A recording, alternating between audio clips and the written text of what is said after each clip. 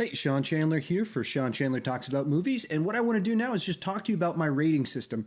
For me, rating systems normally are pretty easy to understand, but having just read YouTube comment sections, it seems like a lot of people get really confused by other people's rating systems because we all rate movies differently. We all process things differently. And so I just wanted to talk about what the different ratings I give a movie mean and how I review movies, just so it better clarifies where I'm coming from. So I decided to use a 0 to 10 scale to give plenty of room for the diversity of different types of movies. And so if a 10 movie is the best movie ever made, down here we've got 0 for worst movies ever made that are boring, and you've got everything in between. Best of, favorite movie ever to, I can't even stand watching this. Some movies are so bad that they're good, and so they move up a little bit. Other movies are highly ambitious but greatly flawed, and so I can respect the ambition, but it's still flawed. So with that, for me, as I said before, a 10 out of 10 is one of the best movies ever made. You don't get a bunch of 10 out of 10s every year. You might get one every year. This is the best of a genre. Moving down from there, when you start getting around 9 out of 10, that's a movie that is one of the best movies of that year, one of the best movies of a genre. It's just not one of the greatest of all time. So a 9 out of 10 is a great review. It's not a perfect review. Moving down from there, you get like a movie that's an 8 out of 10, and that's a movie I really enjoyed. It's really well made, but maybe it's got some flaws. Or perhaps what it is it's a movie that wasn't really swinging for the fences. So like a movie like John Wick was a very straightforward action revenge movie that was executed with excellence, but they weren't aiming for the fences. They weren't trying to like blow up the action genre and deconstruct it and discover something new. They made a very well-made movie that was really only aiming to get on base, to hit a single, and they hit a single or a double. They weren't aiming to hit a home run, and they got exactly what they were aiming for. And so that'd be like an 8 out of 10 for me.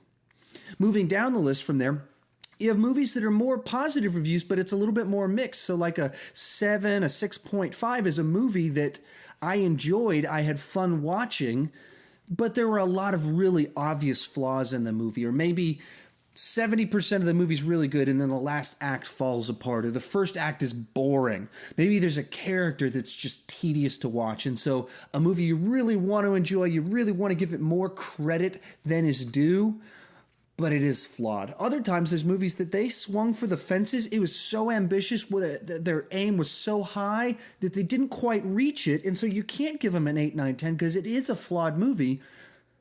But at the same time, you have to respect what they were aiming for, or I have to respect what they were aiming for, and so I give them credit for that. So that's like a 7 out of 10. Highly flawed, incredibly ambitious movie that I want more people to try and make movies like that. From there, start moving into the negative category. For me, a 6 and below is a negative review. So if I was on Rotten Tomatoes, which I'm not, I doubt I'll ever be, but if I was, if you're a 6 or below, that's where you'd get the rotten rating. Everything above that, 6.1, you're positive. 6.0 and below, negative review. And so like 6s and 5s, those would be mixed negative. They're movies that I'm on the fence. I want to be able to give it a positive. There's a character that's hilarious. There's an action scene that is so good. But at the end of the day, it's a flawed movie with some big problems. Moving down the list, when you start getting like 3s and 4s, I might have to cut that out. As you start moving down the list and you start getting to 4s and 3s, these are movies with very few redeeming qualities. They're very flawed, they're ill-conceived, they're poorly put together, and maybe they've got a character that I like, or maybe they've got some jokes that work. But overall, these are movies that I just don't really enjoy. There's not much to recommend about them. When you start getting down to about a 2, these are movies that are just messes. There's nothing really to recommend. They're barely watchable. And then there's the weird one. Just if you're wondering where I rank movies that I find to be so bad they're good, I'll call those my 1 out of 10 reviews. They get that 1 point because that'll be that magic spot in there for movies that are just dreadful. They're poorly made, but if you watch them with all your buddies, you're going to have a great time. And then right below that is a 0 out of 10. These are movies that just are not watchable in any setting. They're not fun enough. They are bad enough, but in ways that just aren't interesting. And those are 0 out of 10s. Beyond that, whenever I rate a movie, what I try to do is add at the end of it, it's a 7 out of 10, but to be honest. And that's when I try and say kind of a statement that categorizes where it goes. So like Schindler's List, I might give Schindler's List a 10 out of 10 because it's one of the great heart-wrenching dramas of all time, but I've only seen it 2 times in the last 25 years. And I'm not planning on watching it maybe ever again. I'm sure I will see it again, but I'm not planning on it. It's a movie I do not enjoy watching because it's so good at what it's doing. So to be honest, I don't ever want to watch it again. There's other movies like the movie Bloodsport or Rocky IV that these are movies that if I'm reviewing this purely objectively on the basis of the art of cinema and how well constructed it is, does it make sense, does the logic work, is the acting good, these are not good movies by that scale. However, I watch them like 5 times every year because they're awesome.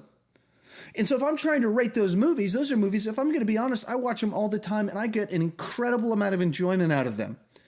So I might rate them higher than possibly I should, or if I rank them high, I just don't care that they're maybe not all that great as pieces of art because they're great pieces of entertainment.